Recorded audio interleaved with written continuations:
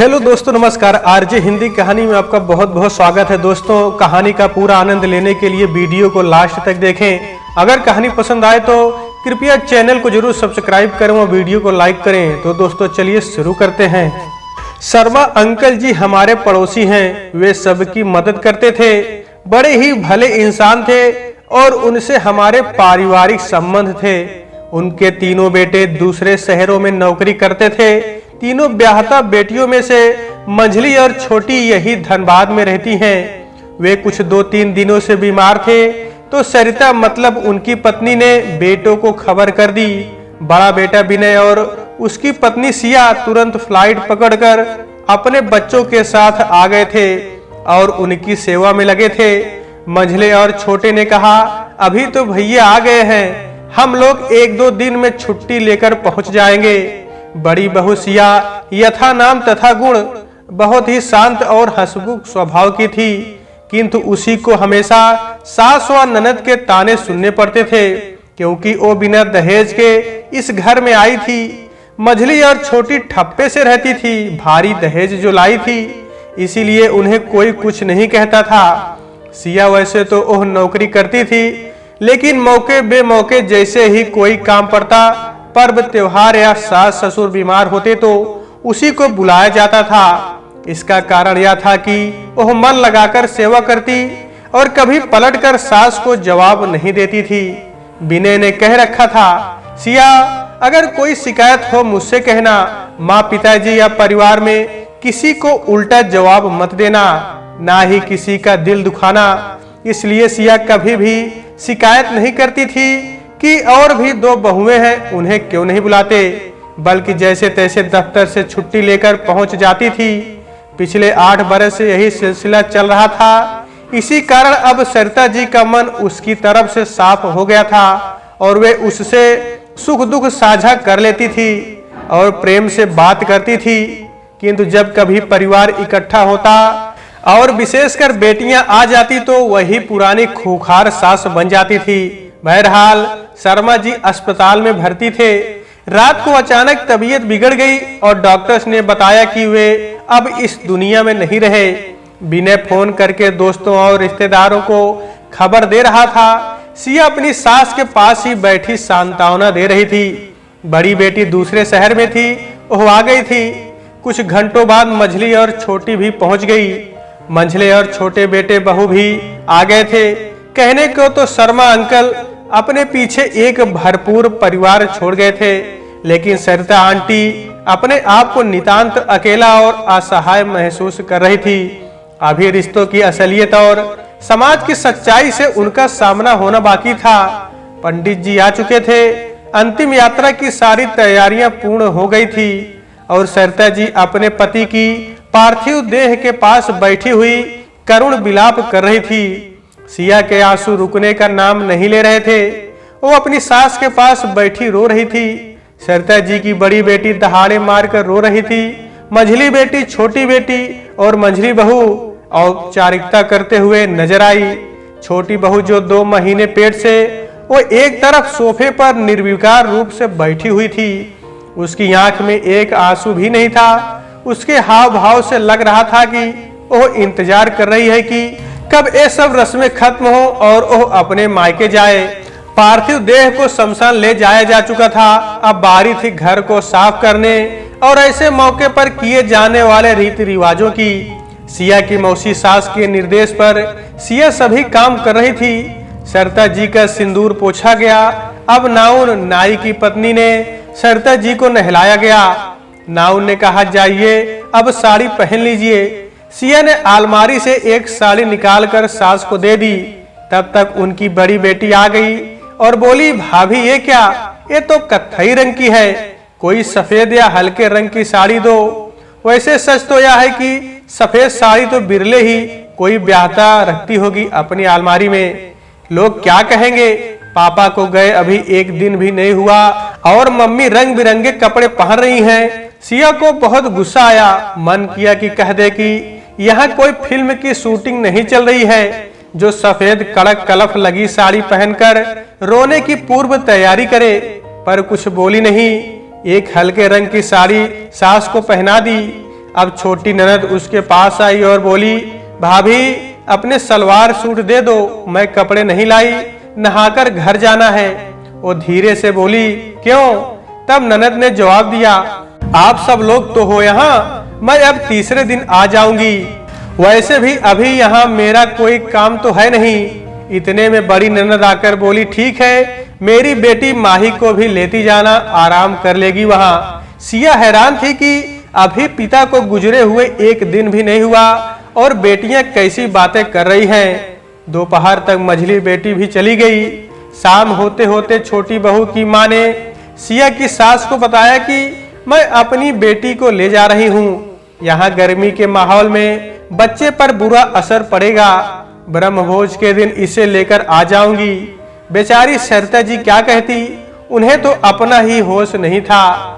विनय ने पिता को दाग दिया था, इसलिए 13 दिन तक पिता के कमरे में ही रहना था और सारे कर्म कांड करने थे।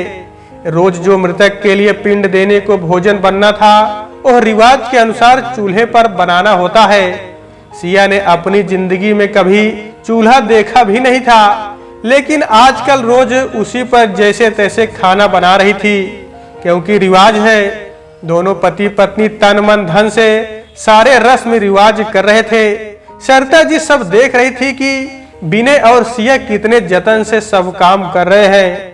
मझली बहू अपनी मौसी सास, बड़ी ननद और नानी सास के साथ सरिता जी के बगल में बैठी रहती और सिया काम में लगी रहती। उसके सर पर तो जैसे पूरे घर की जिम्मेदारी आ गई थी। पता नहीं कैसे वह रोज 20-25 लोगों का बिना तड़के तेल मसाले का सादा खाना, चाय पानी सब अकेले कर लेती थी। उसे भी खुद पर आश्चर्य होता था, लेकिन उसे दुख इस बात का था कि इस व्यस्तता में उसे अपनी सास के पास बैठकर उन्हें सांत्वना देने या उनके आंसू पोंछने का समय ही नहीं मिल पाता था। सरिता जी नहाकर बैठी हुई थी, बिखरे बाल उजड़ा भाल लिए। सिया कमरे में किसी काम से आई तो ठिठक कर उसके पांव रुक गए। अपनी सास को इस रूप में देखकर उसका हृदय द्रवित हो गया।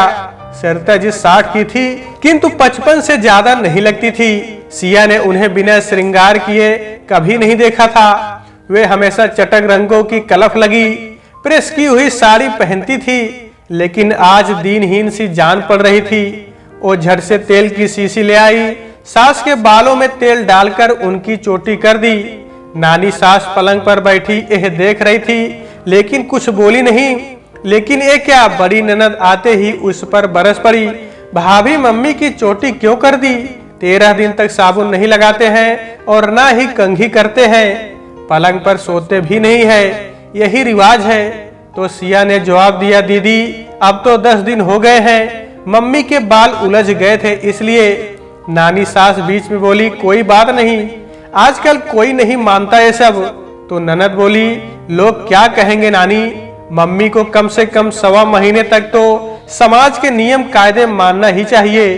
भाभी को तो अक्ल नहीं है, मम्मी तुमने क्यों नहीं बताया कि ये सब नहीं किया जाता? सिया पढ़ी लिखी ननद के मुंह से ऐसी बातें सुनकर दंग थी। वह गुस्से में चुपचाप कमरे के बाहर चली गई। आज 10वें की रस्म थी, न ही दोनों बेटियों की कोई खबर थी और न ही छोटी बहू की। सिया की नानी सास ने कहा, सबको फोन लगाकर बुला लो, आज कच्ची रसोई होगी, सबको दामाद जी के नाम का कौर डालना है। उसने फोन लगाया तो छोटी ननद बोली, भाभी बच्चे स्कूल गए हैं, वो आ जाएंगे तब देखूंगी। लेकिन वह नहीं आई। मझली ने फोन नहीं उठाया। छोटी देवरानी की माँ ने कहा कि इसकी तबीयत ठीक नहीं है, आज नहीं आ सकेगी, इसकी तरफ से आप ही ससुर जी के नाम का कौर निकाल देना। खैर 10वें की रस्म हो गई। अब 13वीं यानी ब्रह्मभोज का दिन आया। शास्त्रोनुसार गोदान करवाया गया और नाना प्रकार के व्यंजन बने ब्राह्मणों के लिए। सभी रिश्तेदार सगे संबंधी आए हुए थे। आज दोनों बेटियां और छोटी बहू भी थी। तीनों बार बार रोने का उपक्रम कर रही थी। मझली बहू और सुमति कैसे पीछे रहती, वे भी दहाड़े मारकर रोने लगती। सिया शांत भाव से चुपचाप काम में लगी हुई थी। उसे अभी रोने की फुर्सत नहीं थी, लेकिन सरिता जी जड़वत बैठी पति की 13वीं की सारी रस्में निभा रही थी और बेटियों और बहुओं के क्रियाकलाप भी उनकी नजर से छिपे नहीं थे। अंत में पगड़ी की रस्म हुई। अब शर्मा जी की पगड़ी विनय के सर पर बांधी गई। अचानक उसे पिता की जिम्मेदारियों का एहसास हो चला और आंखों से अश्रुधारा निकल पड़ी। शाम को लगभग सभी रिश्तेदार खा पीकर घर लौट गए थे। मंझली और छोटी ननद भी जा रही थी। फिर भंडारे में आकर सिया से बोली, भाभी गुलाब जामुन और मिठाई बची हो तो पैक कर दो। सिया ने सबको स्टील के डब्बों में भरकर लड्डू गुलाब जामुन दे दिया। छोटी देवरानी दोपहर में ही अपनी मां के साथ वापस चली गई थी। सबके जाने के बाद सरिता जी विचारों में खोई थी। अंदर ही अंदर घुट रही थी। सोच रही थी छोटी बहू को आए तो अभी 1 साल ही हुआ है, लेकिन मेरी अपनी बेटियां, उन्हें भी मेरी कोई परवाह नहीं। हमने तो कभी बेटा बेटी में फर्क नहीं किया। सबको पढ़ाया लिखाया, इतना दान दहेज देकर शादी की, सबकी डिलीवरी में सेवा की।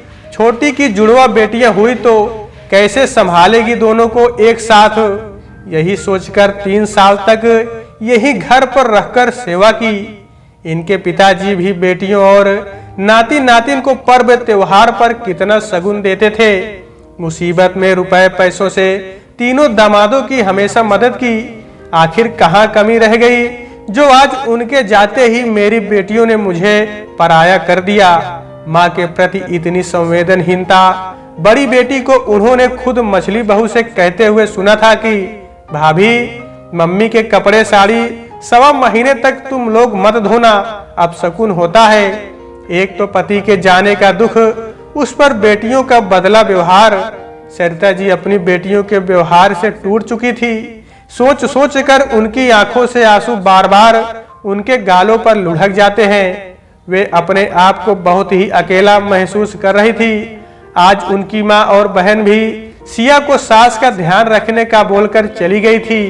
कल बड़ी बेटी भी लौट जाएगी।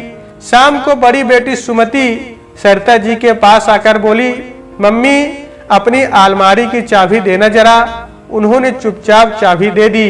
सिया अभी उनके कमरे की सफाई कर रही थी, तभी सुमति ने माँ की अलमारी खोली और छांट कर सारी नई साड़ियां जो अब तक पहनी नहीं गई थी निकाल ली। सिया ने पूछा, क्या कर रही हो दीदी? कुछ नहीं सिया, मम्मी क्या करेगी अब इन साड़ियों का? वैसे भी साल भर तो अब कहीं जाना नहीं है माँ को। लेकिन दीदी ये वाली साड़ी तो पिछले महीने मम्मी जी ने अपनी पसंद से मेरे साथ जाकर कितने चाव से खरीदी थी। इसे रहने दीजिए, अभी नहीं तो थोड़े दिन बाद पहन लेंगी। सुमति बोली, भाभी तुम्हें कोई साड़ी पसंद है तो तुम भी ले लो। अब वैसे भी अब मम्मी को इतनी भारी साड़ियां नहीं पहनना चाहिए। और हाँ, कल मैंने सबके सामने कुछ नहीं कहा, लेकिन आप 1.25 महीने तक माँ को बिना नमक का ही खाना देना, यही रिवाज चलता है यहाँ। मेरे ससुर जी शांत हुए थे तो मेरी सास ने सारे नियम फॉलो किए थे। तभी सिया की मंझली देवरानी आ गई।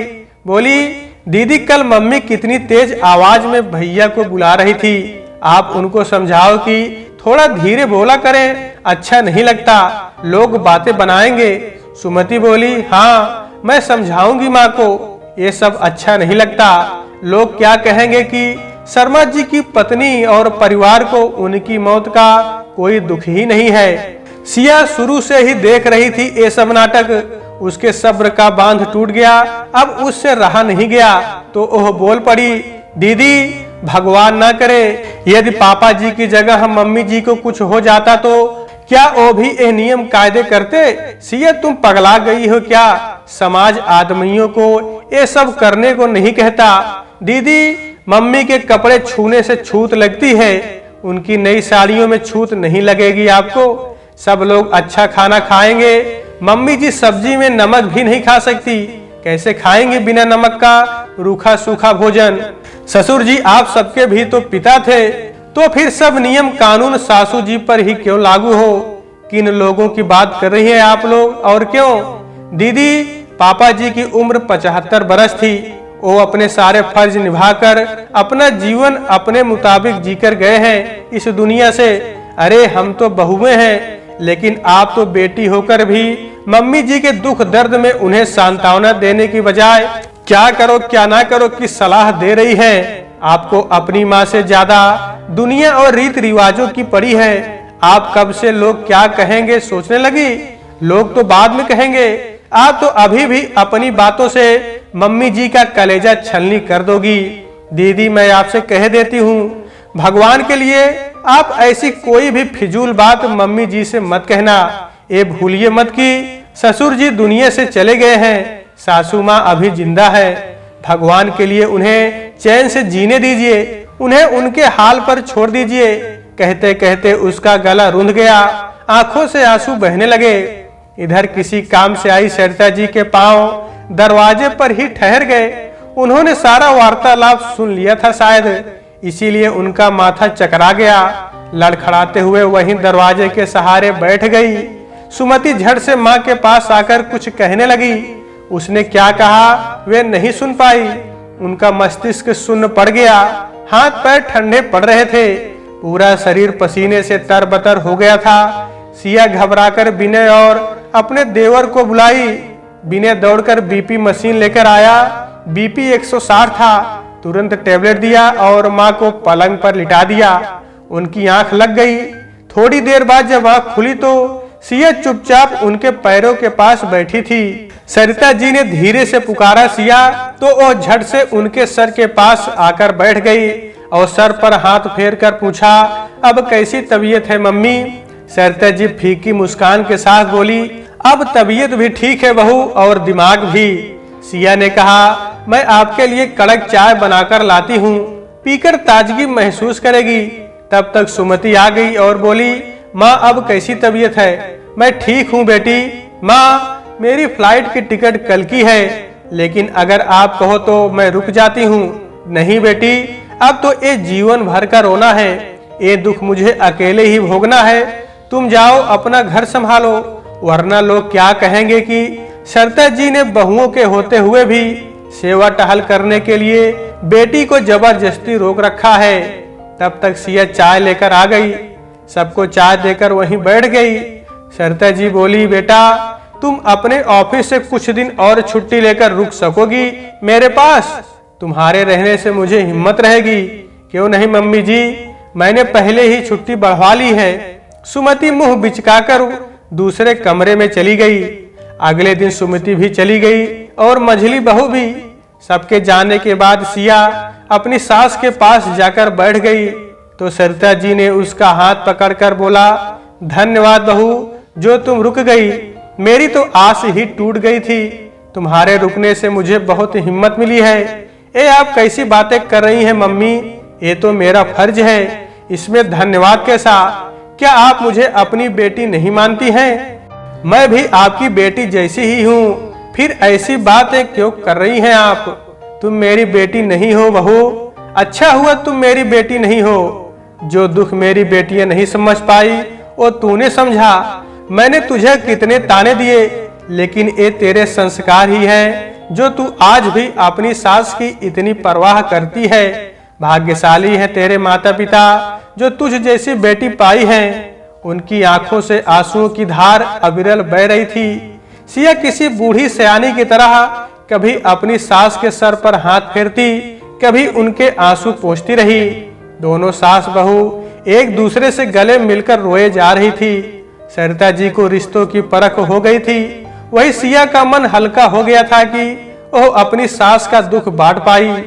कुछ देर बाद जब भावनाओं का ज्वार थमा तो सरिता जी ने कहा, बेटा मैं बहुत खुशनसीब हूँ जो तू मेरी बेटी नहीं बहू है। सिया झट से सासू माँ के गले लग गई, लेकिन एक सवाल उसका पीछा नहीं छोड़ रहा था, वो यह कि इतना प्यार देने और मानने वाली माँ के प्रति अचानक तीनों बेटियों का रवैया कैसे बदल गया।